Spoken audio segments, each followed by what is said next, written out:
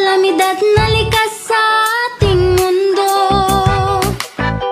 Napapahamak ang buhay at kabuhayan, kaya naman kailangan ng paghandaan. Maging handa, maging alerto, tungkulin to ng bawat mamamayan. Kaya tara na, kilos na, lika na, tumulong tayo. Gawin na po ang karapat-dapat na maging laging handa. Tara na, kilos na, lika na, tumulong tayo.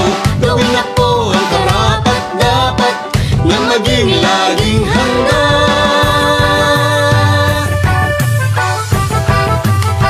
Laging handa.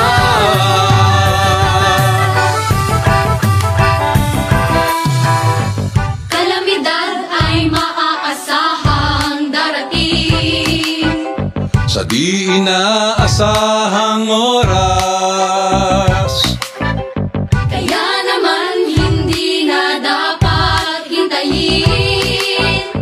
Unahan na habang di pa natataranta.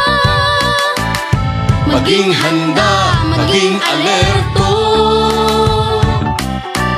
tungkulin to ng bawat mamamayan. Kaya tara na, kilos na, lika na, tumulong tayo.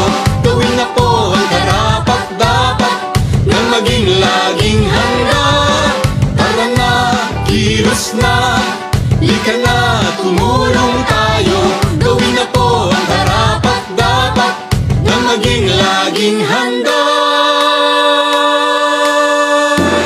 Suriin mo mabuti ang iyong kapaligiran. Saan ka pa nakatira? Diyan ba ay bumabaha? Tuwing gamot, pagkain, kumot, pang sindi, first aid kit, mga gamit panligtas ng buhay dapat mabitbit. At sakaling lumindol o sumabog ang bulkan, meron bang madagdaanan palayo sa kasawian? Panahon na ay malupit at ang hangin hagupit.